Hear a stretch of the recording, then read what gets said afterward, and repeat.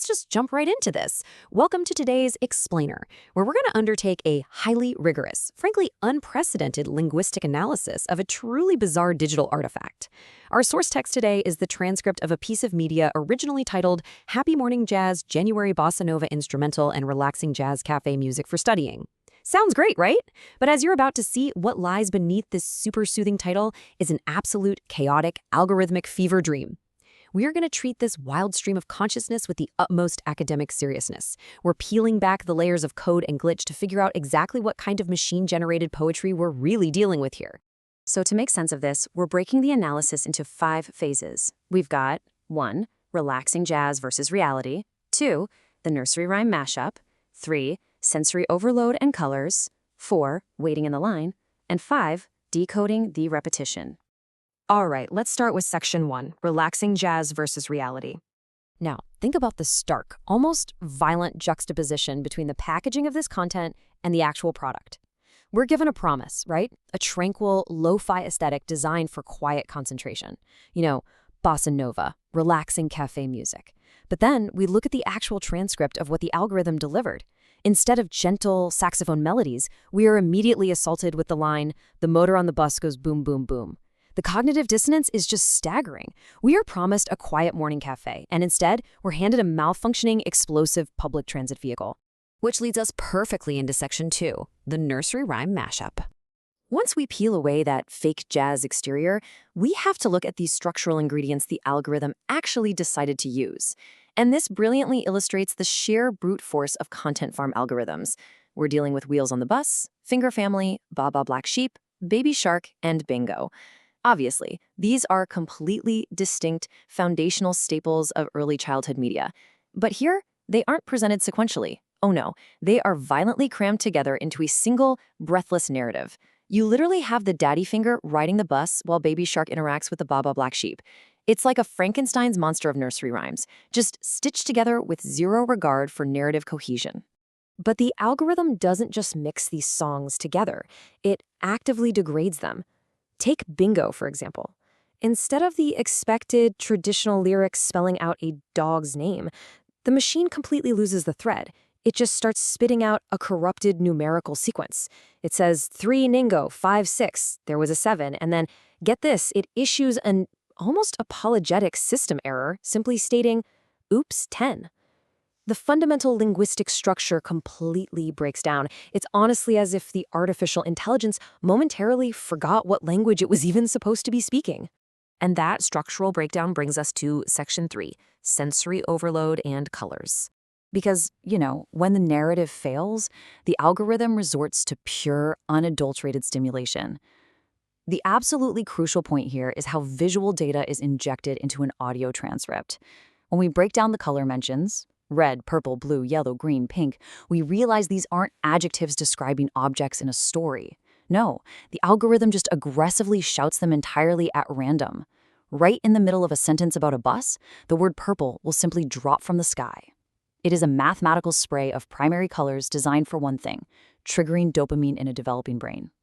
It just interrupts the flow with relentless, totally meaningless visual cues. And it absolutely doesn't stop at colors. The transcript is buried under a constant barrage of forced hype words. Just listen to this. Wow, yeah, woohoo, amazing, that's silly, so funny. If you isolate them out of context like that, you can see the desperate, highly artificial attempt to inflate the excitement level. The machine is essentially inserting its own fake laugh track, aggressively commanding the viewer to be amazed and amused by a reality that is completely disjointed. But amidst all this colorful shouting, we find something far darker. Let's move to section 4, waiting in the line. This is where the transcript goes from merely chaotic to genuinely unsettling. Hidden within these mashed-up nursery rhymes is a recurring, mysterious motif. The text reads, "Crack cracks in the line waiting for their turn." Just think about that for a second. It carries a profound, almost existential weight.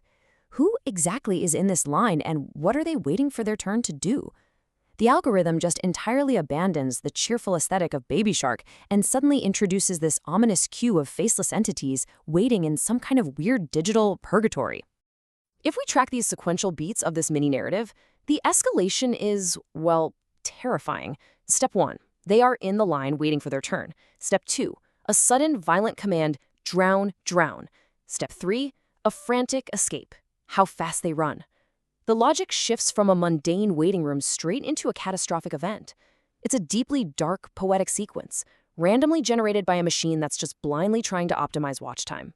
And the soundtrack to this frantic escape is this obsessive, unbroken chorus. Let's check it out. Who's inside? Let's check it out. Who's having fun? It repeats over and over again, a manic string of text that forms the panicked heartbeat of the entire piece. It has a real surveillance vibe to it. The algorithm wants to check it out. It literally needs to know who is inside and who is having fun, demanding absolute compliance from the void. Which brings us to our final phase, Section 5, decoding the repetition. Let's look at the sheer scale of the loop we've been trapped in. The hard data reveals a strict hierarchy of entities stuck within this infinite algorithmic cycle. First, we have the full hierarchy of family members: mommy, daddy, brother, baby, grandma, grandpa. Then we have the animals: sheep, shark, dog. And finally, the vehicles, primarily the bus. They are all trapped on the exact same eternal commute, forced to interact with one another in an endless, meaningless loop of up and down and swish, swish, swish. And eventually, under the crushing weight of this infinite repetition, the system just completely breaks. Take this number, 7. It pops up completely out of context. There was a 7. It doesn't rhyme, it doesn't fit a song structure. It's the moment the machine simply exhausts its relevant data parameters and just starts throwing integers at the wall to see what sticks. It is the purest representation of a total systemic glitch. And this brings us to the ultimate collapse of meaning. In this final transcript segment, Daddy Shark Law, Daddy Shark Law, Daddy Red, the distinct categories we talked about earlier have completely melted together. Family titles, song lyrics, and colors are now entirely indistinguishable. Daddy is no longer a shark. Daddy has actually become the color red. The algorithm has dissolved all linguistic boundaries into a single, smooth paste of content. So, I want to leave you all with this final provocative thought. If a completely chaotic, glitching, algorithmic mashup of toddler rhymes featuring drowning, running, and the color purple being randomly shouted from the void is intentionally titled and packaged as relaxing jazz for studying, what does that say about how we are intended to consume digital media? Are we even meant to listen, or are we just the final silent variables in a machine's equation for engagement? Thank you so much for joining me on this explainer. And seriously, I highly recommend you go double-check your study playlists. Catch you next time.